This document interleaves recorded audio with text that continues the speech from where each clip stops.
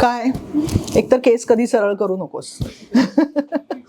Normally असं असतं की ज्यांचे कुरळे असतात त्यांना सरळ आवडतात आणि ज्यांचे सरळ असतात त्यांना कुरळे आवडतात. माझं तसं नाही आहे.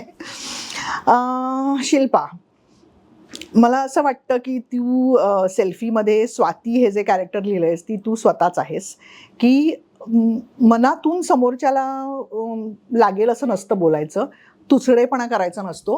हां, स्पष्ट वक्तेपणा करायचा असतो की गोड बोलण्याची गरज नाही आहे, जे आत्ता वाटतंय ते स्पष्ट सांगूया असं वाटत असतं.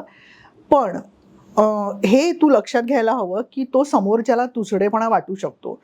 शब्द चुकीचे सिलेक्ट केले जाऊ शकतात, टोन चुकीचा लागू शकतो. हे तुला माहिती आहे की खूपदा तुझ्या बाबतीत झालंय की मनात ॲक्च्युली भावना वेगळी होती, पण काहीतरी असं वेगळ्या पद्धतीने ते मांडलं गेलं, शब्द चुकले, टोन चुकला, म्हणून समोरच्यापर्यंत ते चुकीच्या पद्धतीने पोहोचलं असं झालंय. तर सेल्फीमधली स्वाती लिहिलीसच तू ह्यासाठी की माझ्यातली स्वाती निघून जावी, तसं काही झालं नाही. ती स्वाती आहेच माझ्यातली.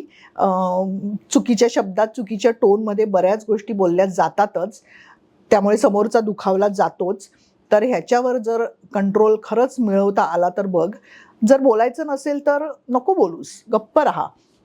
पण जेव्हा बोलतेस, जेव्हा मत मांडतेस, तेव्हा आपण समोरच्याला दुखावत नाही आहोत ना, टोन चुकत नाही आहे ना, शब्द चुकत नाही आहेत ना, मनात जे आहे, जी भावना आहे ती खरी भावनाच बाहेर पडते ना, एवढं चेक करत जा.